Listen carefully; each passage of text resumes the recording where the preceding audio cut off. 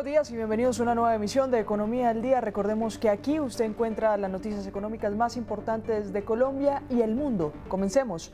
1,45% fue la caída de la acción de Ecopetrol en las bolsas de valores de Nueva York. Esto antes de que se conociera la decisión de la Junta Directiva sobre el futuro de Ricardo Roa al mando de la estatal petrolera. En otros temas, el 9 de abril será el día en que la Corte Constitucional revisará el decreto de emergencia económica expedido en diciembre, que actualmente está suspendido provisionalmente. Y 20% sería la caída proyectada en las utilidades del Banco de la República para 2026, que sería de 11,2 billones según un informe presentado por el emisor ante el Congreso de la República. Vamos entonces a revisar los indicadores para este día. El dólar se ubica en 3.690 pesos según SET y CAP. Subió 25 pesos con 59 centavos comparado con la tasa representativa del mercado, que se ubica en 3.664 pesos. El petróleo de referencia Brent para Colombia se ubica también en $110 con 25 centavos, subió 0,44%, estaba en $109 con 77 centavos. Y el producto insignia colombiano, el café, la bolsa de café colombiano se cotiza en 2.270.000 pesos, subió 45.000 pesos, pues estaba en 2.225.000 pesos. Iniciamos esta emisión hablando de una fecha clave para el país, el 9 de abril, eso es exactamente en 2 días. Este será el día en el que la Corte Constitucional revisaría el decreto de emergencia económica que se emitió a finales del año pasado y que actualmente se encuentra suspendido. Recordemos que dicha iniciativa buscaba recaudar 11,1 billones de pesos, luego del hundimiento de la última reforma tributaria presentada por este gobierno. Para entender qué podría ocurrir este jueves, saludamos a Pablo Mendoza, ex subdirector de gestión normativa de la DIAN y socio de Pinzón Mendoza. Bienvenido, doctor Mendoza. Hola Luisa, un gusto saludarte a ti y a toda la audiencia. Mire, Primero que todo hay que... Sí. Sí, No, hablar de la sí, por expectativa favor. de lo que puede pasar el jueves. Sí, yo creo que es una fecha muy importante donde la Corte va a analizar la exequibilidad del decreto que actualmente se encuentra suspendido. Acá es importante, Luisa, precisarle a la audiencia que el decreto que se encuentra suspendido es el de diciembre. Actualmente hay otro decreto que declara una emergencia económica que se encuentra vigente. Estamos hablando del de diciembre, que fue el que incorporó unas medidas como unos impuestos transaccionales a los vinos y licores, a los juegos de suerte y azar, impuesto al patrimonio de personas naturales, pero el impuesto al patrimonio de personas jurídicas no se va a revisar en sala este jueves. Claro, pero ese tema de personas jurídicas es lo del patrimonio empresa, ¿sí? Que tanto se ha criticado porque un segundo decreto de emergencia económica pues ya hizo el cobro, ya está haciendo cobros. Así es, pero lo importante de precisarle ahorita a la audiencia es que lo que se va a decidir este jueves 9 de abril, lo que va a analizar la Corte, no tiene nada que ver con el tema de las empresas. Eso es importante porque este gobierno, en hechos distintos, ha declarado 2 emergencias económicas. La de diciembre fue la emergencia económica que el gobierno fundamentó en los hundimientos de las reformas tributarias y en el déficit del sistema de salud. Esa es la emergencia que va a analizar la Corte Constitucional ahorita en este jueves y que muy posiblemente va a ser declarada inexequible. Claro, pero ¿qué pasa? O sea, si no se revisa, porque también estaba en la anterior emergencia económica, ¿qué pasa con ese impuesto? ¿Solo queda este último? Bueno, claro, correcto. Es decir, ahorita la emergencia económica que se declaró en diciembre incorporó un impuesto o modificó el impuesto al patrimonio de personas naturales, aumentó la base, es decir, más personas iban a estar sometidas al impuesto al patrimonio, incorporó el IVA, que fue un tema que hubo mucho debate en enero, incorporó el IVA a ciertos licores, el IVA a los juegos de suerte, azar y algunos beneficios tributarios. Esa es la medida que se va a discutir Ese, ese, ese decreto es uno de los decretos que se va a analizar este jueves, pero la medida del impuesto al patrimonio a personas jurídicas, y eso es el punto que quiero resaltar en ese momento, no va a ser objeto de análisis este jueves en sala plena en la Corte Constitucional. Claro, tiene usted toda la razón, doctor Mendoza. Estamos hablando de patrimonios a personas gravables distinto. Esto que va a pasar el 9 de abril, usted dice, existe la máxima posibilidad de que se declare inexequible, pero ¿qué riesgo hay de que no decidan declararlo inexequible, sino que de alguna medida empiece a aplicar? ¿Por qué se lo pregunto? Por lo que ya hemos dicho en la conversación, hay un segundo decreto de emergencia económica que ya está vigente. Sí, bueno, se fundamentaron ambos decretos, tanto el que se suspendió y el que después declaró el gobierno unos meses después, tienen causales o los orígenes son distintos. El decreto de emergencia económica de diciembre, la Corte, el gobierno fundamentó esas medidas que introdujo con base en el hundimiento de las leyes de financiamiento. Recordemos que el gobierno presentó unas leyes de financiamiento el año pasado que el Congreso no las aprobó, no, en el trámite legislativo se cayeron. Adicionalmente, el gobierno fundamentó esas medidas de diciembre con base en el déficit del sistema de salud. Ahora bien, creo que es bueno volver a traer el contexto de la suspensión del decreto de diciembre que está suspendido desde enero, porque eso va a dar luces o nos va a permitir visualizar cómo la Corte va a analizar el tema este jueves. En la suspensión que hizo la Corte Constitucional en enero, la Corte evidenció que los hechos invocados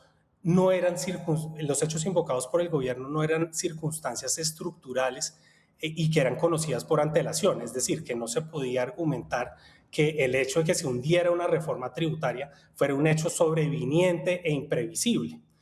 Adicionalmente, la Corte revisó que el gobierno obvió los mecanismos ordinarios, es decir, si el gobierno quería introducir medidas fiscales, medidas para aumentar el recaudo, pues podía hacer uso de los medios ordinarios, que es el Congreso.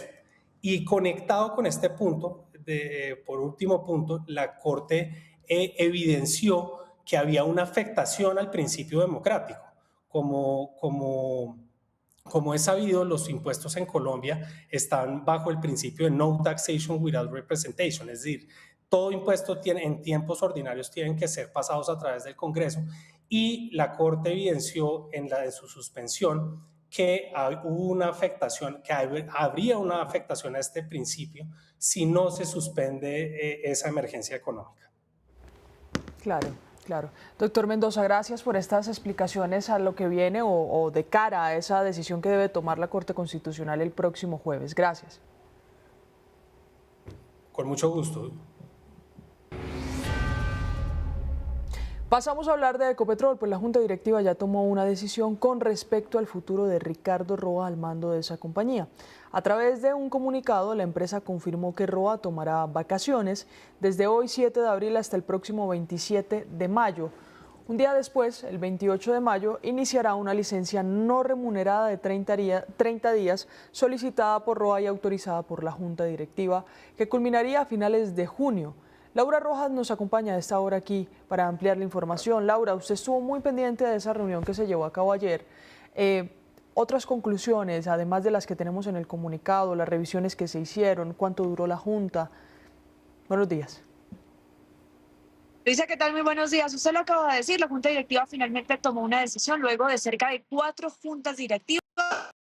Tocó ese tema, cuál iba a ser el futuro del presidente Ricardo Roa. De momento él sale temporalmente, así como usted lo acaba de decir, pues va a tener 2 periodos. En este caso, el primero pues sería un periodo de vacaciones que arrancaría desde hoy hasta el 27 de mayo, luego a partir del 28 de mayo pues va a tomar una licencia no remunerada durante 30 días. Muchos expertos pues dicen que eso se configura en medio de luego cuando se vaya a tomar la decisión de cuál va a ser el nuevo presidente de la República, y ahí y el nuevo presidente es el que tomaría la decisión sobre el futuro del presidente Ricardo Roa. Algunos sectores, por ejemplo, la USO ya ha salido a hablar y ha manifestado pues satisfechos con la salida para evitar pues una mala reputación de la petrolera por en medio de esos procesos judiciales que enfrenta el presidente Ricardo Roa. Sin embargo, ha manifestado pues que esperan también salga de la petrolera el presidente Ricardo Roa para entonces pues concentrarse a sus temas judiciales y que esto no afecte decisiones importantes dentro de la compañía más importante del país. ¿Quién llegó mientras tanto, Luisa? Es el vicepresidente, que es Juan Carlos Hurtado. Él llegó a Ecopetrol desde noviembre o a ese cargo de vicepresidente el 16 de noviembre de 2025. Tiene de momento pues entonces el conocimiento para estar como presidente encargado y que hay que esperar entonces la decisión final de la junta directiva. Estuvo bastante apretado, fueron cerca de entonces 4 juntas directivas. Ayer finalmente pues la decisión en medio de todo fue rápida porque la junta directiva se acabó más o menos sobre las 7:15 de la tarde, donde anteriormente casi rayaban las 11 de la mañana y no se las 11 de la noche, perdón, y no se tomaba una decisión sobre el futuro del presidente Ricardo Roa. Entonces, bueno, estamos muy pendientes, por supuesto, de la acción y sobre las futuras decisiones que va a tomar la Junta de Ecopetrol. Laura, muchas gracias. Seguiremos pendiente entonces del tema. Horas después de este anuncio ya se conocen las primeras reacciones sobre la decisión. Martín Ravelo, presidente de la Unión Sindical Obrera, la USO, se pronunció sobre el tema en entrevista con Noticias Caracol. Esto dijo. Nosotros, frente a la decisión que acaba de tomar la Junta Directiva de Ecopetrol como máximo órgano del gobierno corporativo, tenemos que decirle al país que la respetamos y la respaldamos. Creemos que esa decisión de apoyar o de aceptar la solicitud que hace el ingeniero Ricardo Roa disipa de manera temporal la situación que se venía acechando sobre la condición de reputación de nuestra empresa. Ravelo también se refirió al nombramiento de Juan Carlos Hurtado, actual vicepresidente ejecutivo de Hidrocarburos, como presidente encargado de la estatal petrolera. Estas fueron sus apreciaciones. Nosotros le damos la bienvenida al ingeniero Juan Carlos Hurtado como presidente encargado. Es un hombre forjado, formado en Ecopetrol, y creemos que el ingeniero Ricardo Roa ya se puede concentrar en resolver sus asuntos personales con la justicia colombiana y el ingeniero Juan Carlos Hurtado concentrarse en alcanzar los propósitos de Ecopetrol como empresa de energía en el país. Para analizar los impactos de esta decisión nos conectamos con el exministro de Minas y Energía, Amílcar Acosta. Doctor Acosta, bienvenido.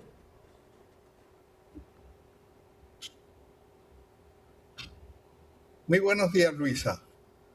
Sí, mire, exministro, ¿esta era la decisión que tenía que tomar la Junta?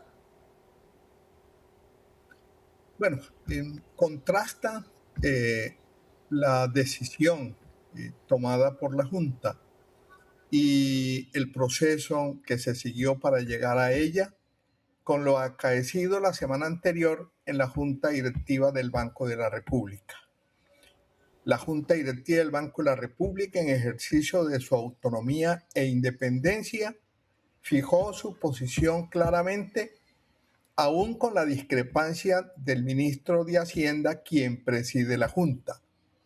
En el caso de Ecopetrol, la Junta Directiva ha visto interferidas sus decisiones por la injerencia que desde la Casa de Nariño se ha tenido sobre sus decisiones, lo cual ha afectado su gobierno corporativo. Después de semanas de un pulso en la Junta de Ecopetrol en torno a la decisión sobre la permanencia o la salida de su presidente, Ricardo Roa, finalmente se tomó una determinación el día de ayer que yo diría que es una solución salomónica, porque si el propósito era encontrarle una salida al presidente en ejercicio hasta el día de ayer, pues la encontraron y la encontraron por consenso. Yo diría que con esta decisión la Junta Directiva de Ecopetrol ha vuelto por los fueros de su autonomía, la que nunca ha debido transgredirse. Claro, es que cuando retorne el presidente Ricardo Roa a finales de junio, ¿qué se espera también para Ecopetrol? Bueno, de por medio están los dos procesos que se le siguen a Ricardo Roa en la Fiscalía.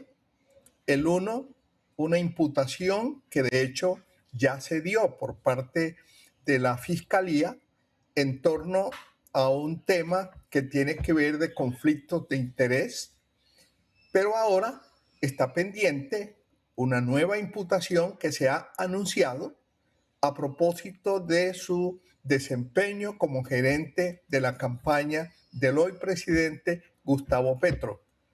Del desenlace final, que quedará en manos de los jueces su decisión, de aquí a allá dependerá si él vuelve o no vuelve a hacer ejercicio de la presidencia de Ecopetrol.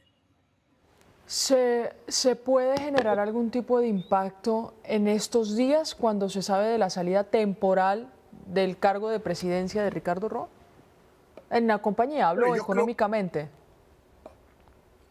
Yo creo que le hace bien a la empresa que este largo proceso que se ha seguido haya tocado a su final, por lo menos por ahora, de tal manera que se recobre la confianza, la tranquilidad de los accionistas, y esto obviamente va a repercutir en una mejor valoración de la acción que, como todos sabemos, se cotiza en bolsa. Claro, pues todavía no conocemos ese impacto en la bolsa, esperemos a ver cómo se comporta. Lo que han venido diciendo los trabajadores de la reputación, de hecho varios analistas en la caída de las utilidades de la empresa, ¿podría ingerir también en la decisión que se toma a partir de junio, aunado esto a los procesos judiciales contra el presidente Ricardo Roa?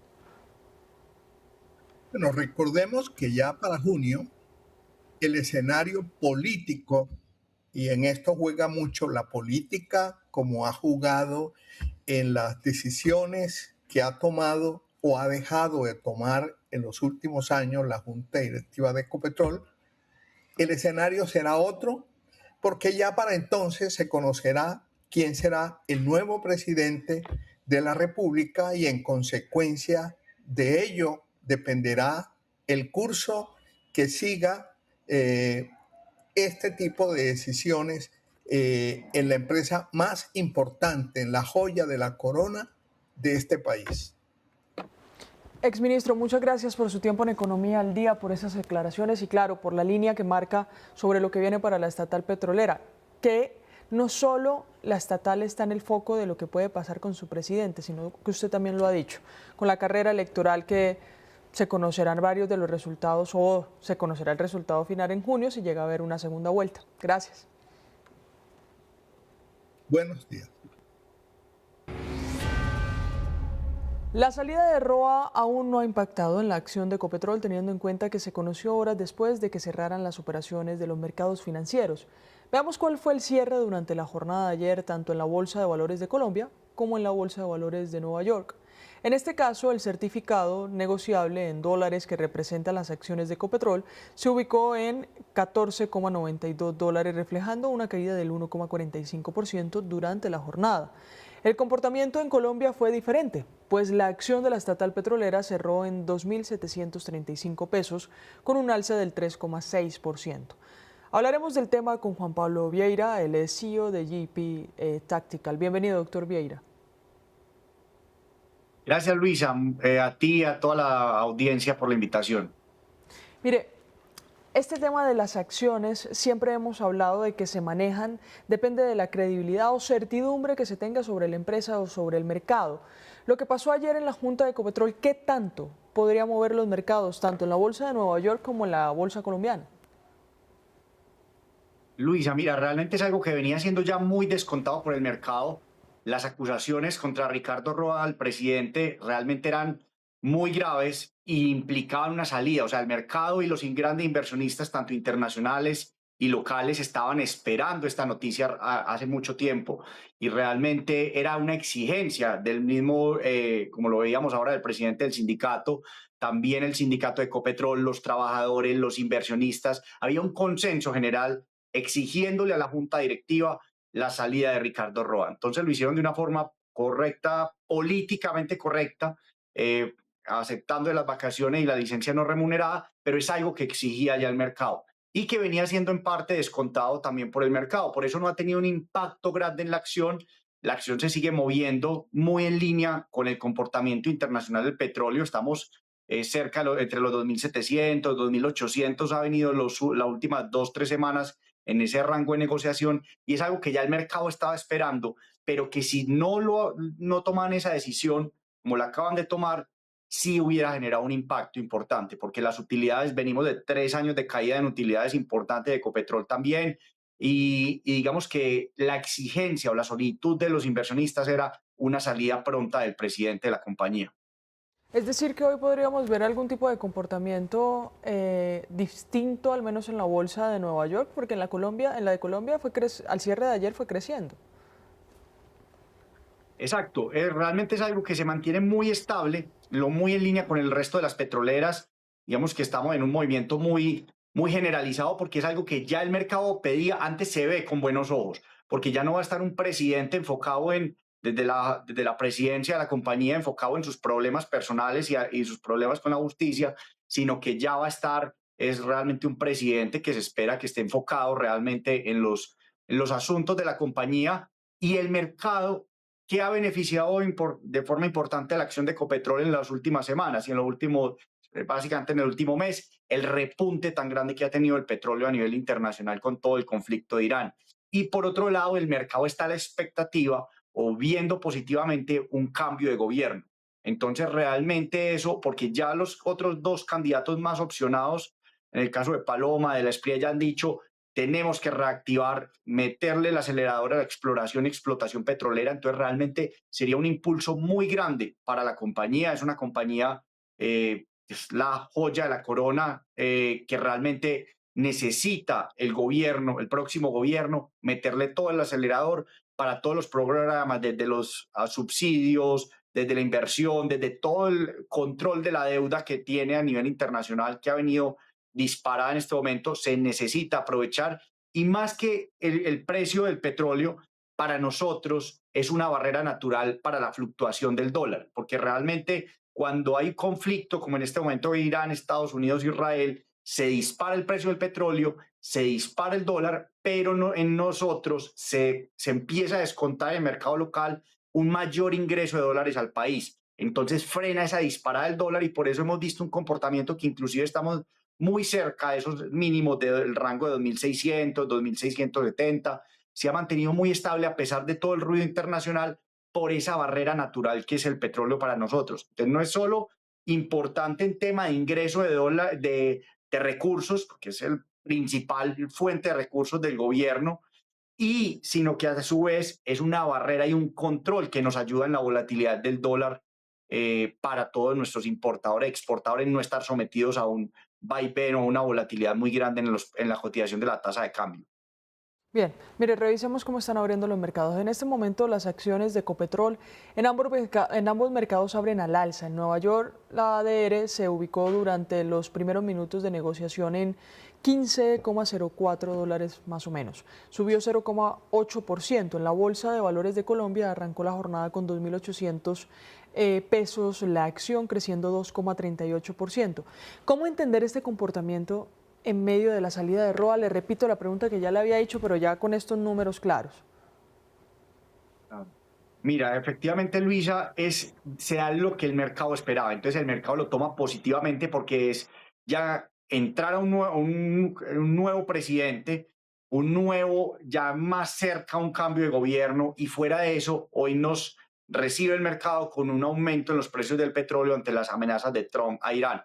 Entonces realmente hay una tensión muy grande, inclusive ya se hablaba pues esta mañana en los mercados internacionales de una posible bombardeo con armas nucleares de Estados Unidos a Irán, luego de las amenazas pues, contundentes y la fecha límite que se cumple ya de si no abren el estrecho de Hormuz por parte de Irán. Entonces realmente hay tensión en el mercado, petróleo arriba nos favorece y se da esa buena expectativa o se cumplen las expectativas o mejor aún las exigencias que tenían los inversionistas, porque donde en la Junta no se hubiera tomado esa decisión y no se le hubiera aceptado esa salida, pues por el momento temporal a Ricardo Roa, sí sería muy grave para el precio de la acción. O sea, empieza a generar ruido, ya venía generando mucho malestar, mucha inconformidad, no solo en inversionistas, sino en general en toda la compañía, en los empleados, el sindicato, todos estaban muy inconformes porque realmente generaba un ruido muy grande y afectaba al final del día los resultados de la compañía más importante del país.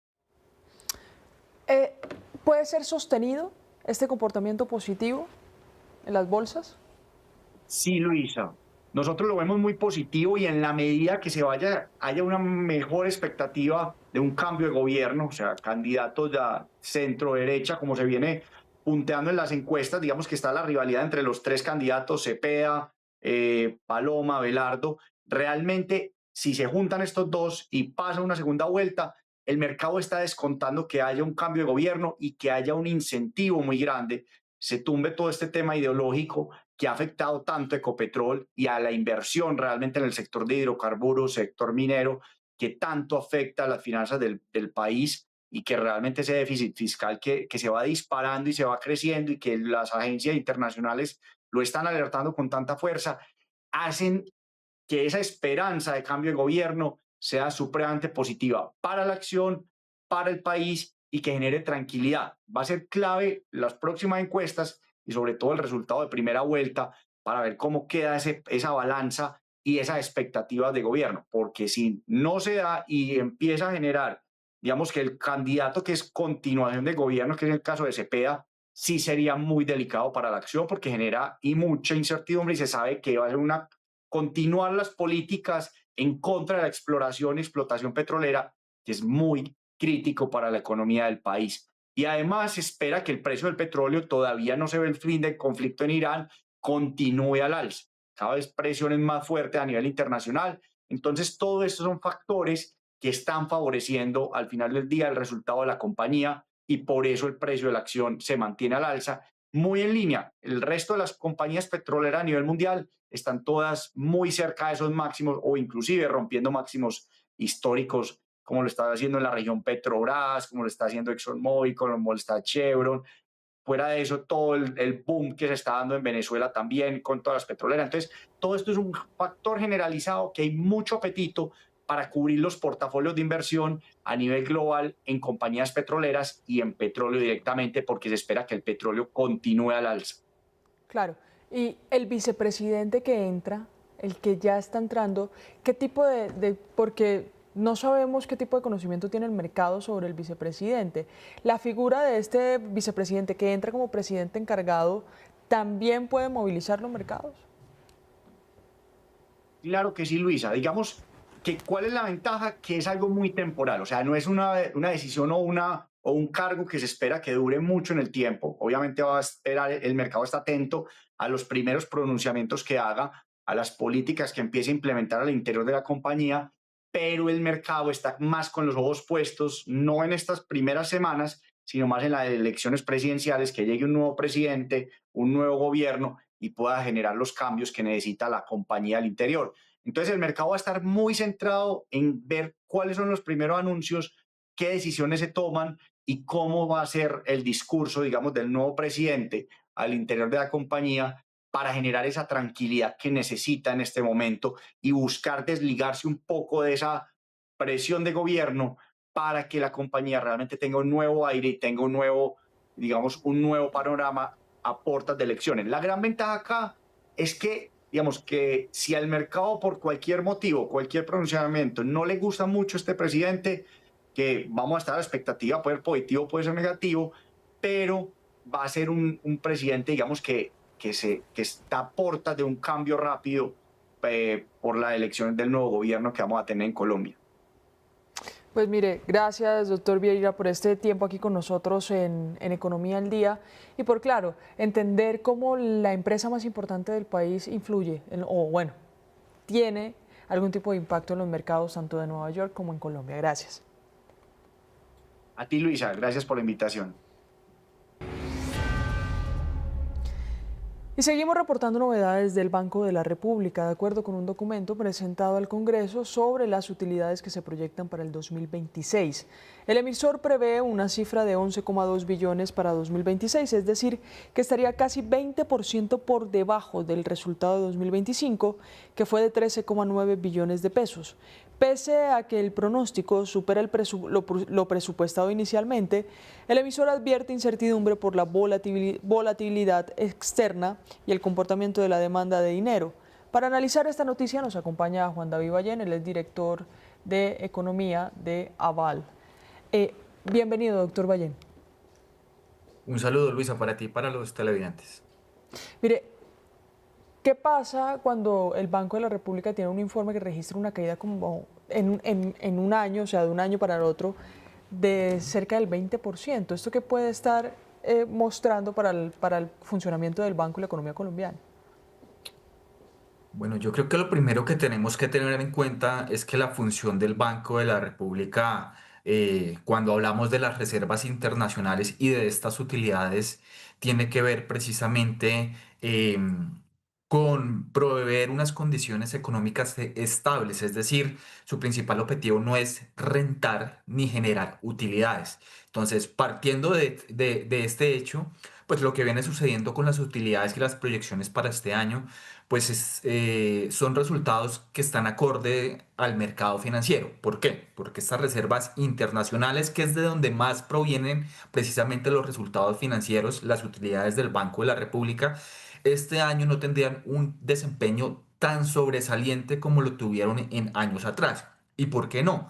Porque este año estamos hablando de que por la guerra en Irán hemos visto un choque que comienza a surgir a nivel global de inflación, unos bancos centrales que es probable que suban tasas de interés y también un dólar que ya tocó piso y probablemente pueda llegar a comenzar a subir. Y estos dos escenarios, un escenario de inflación de altas tasas y de un dólar que puede llegar a fortalecerse, son escenarios que lo que hacen es afectar precisamente los resultados de las inversiones que tiene el Banco de la República en el exterior, que dan como resultado precisamente esa proyección de caída de utilidades para la entidad para este 2026.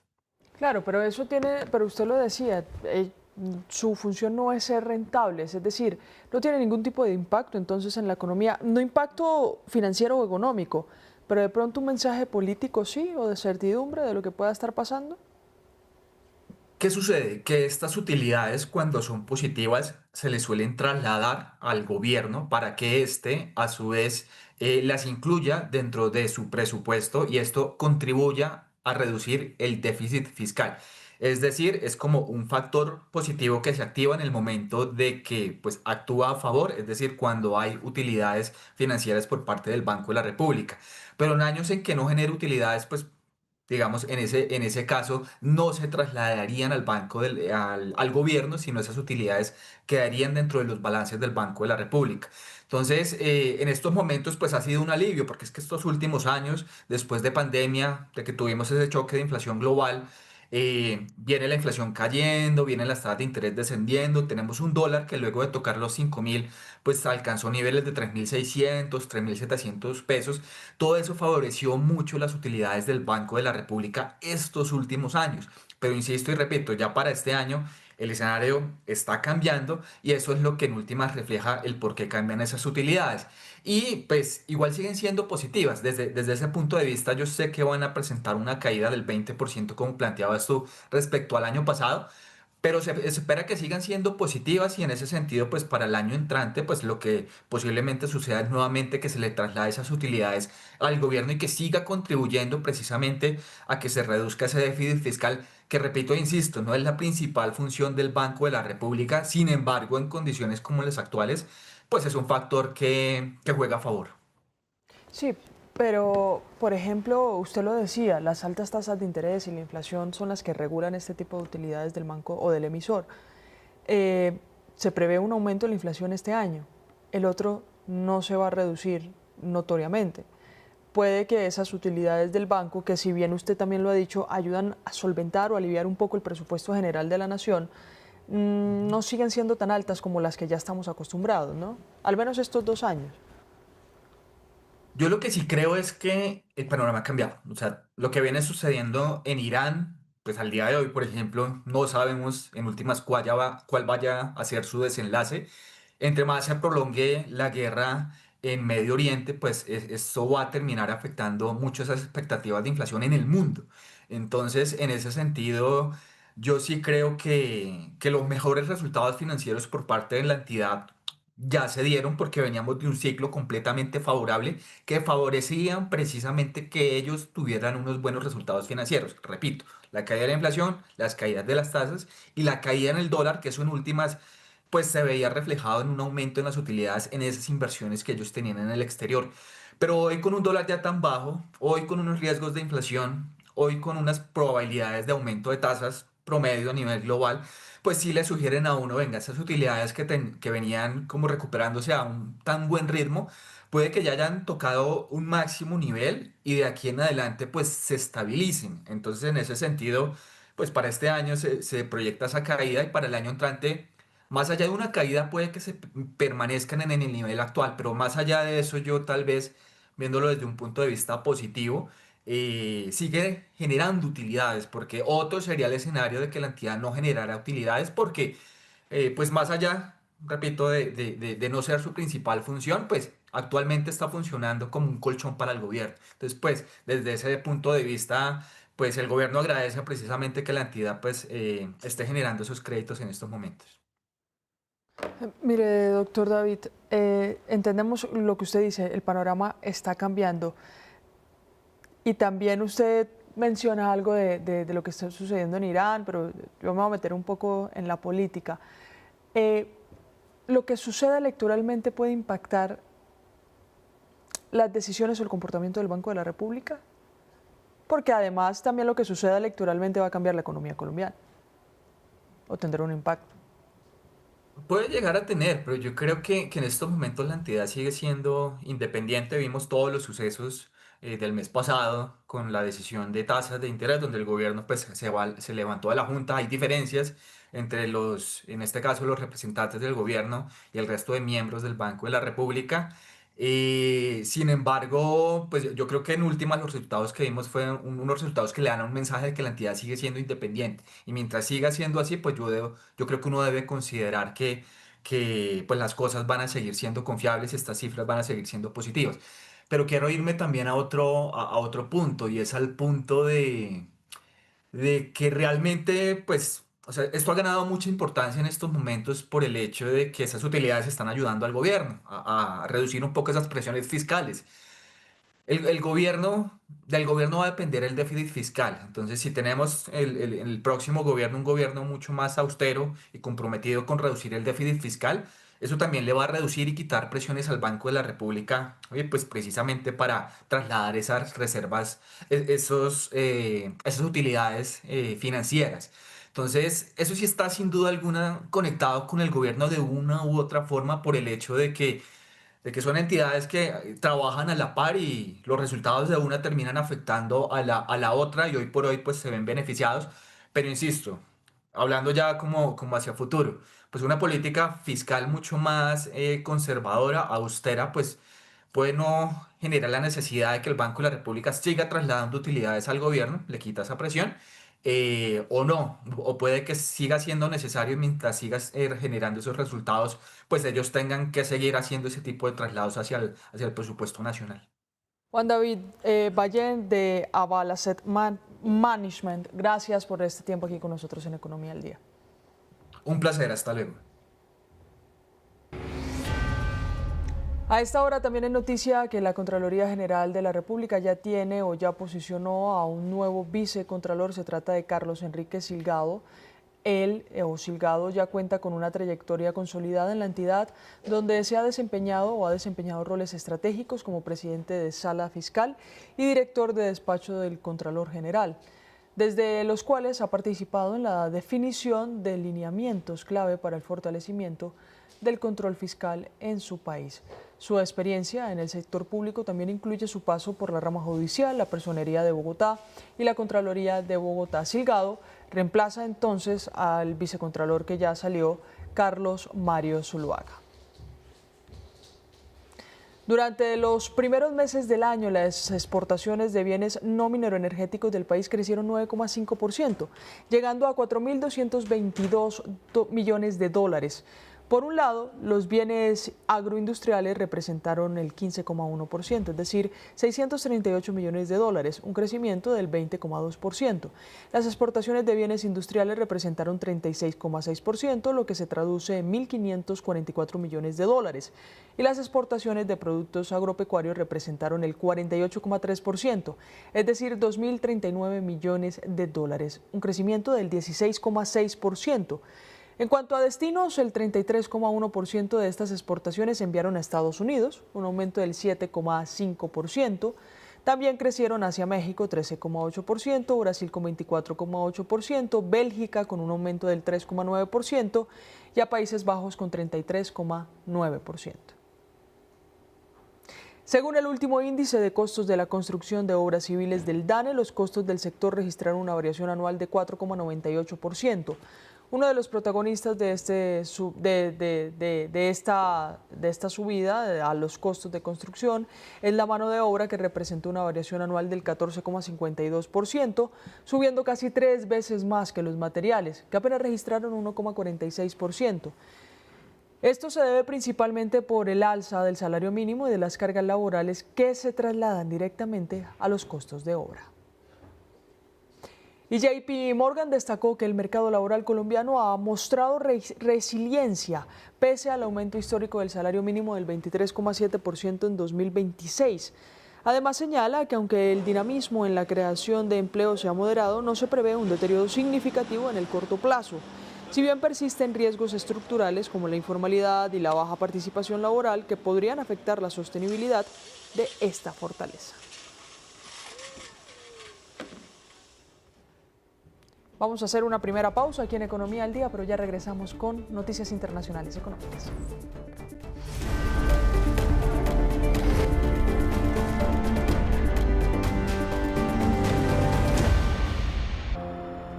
Gracias por continuar con nosotros. El presidente ucraniano Volodymyr Zelensky, a través de mediadores estadounidenses, le propone a Rusia hacer una tregua en los ataques contra objetivos energéticos, afirmando que si Rusia está dispuesta a dejar de atacar nuestro sector energético, nosotros estaremos dispuestos a responder de la misma manera, expresó Zelensky en un discurso.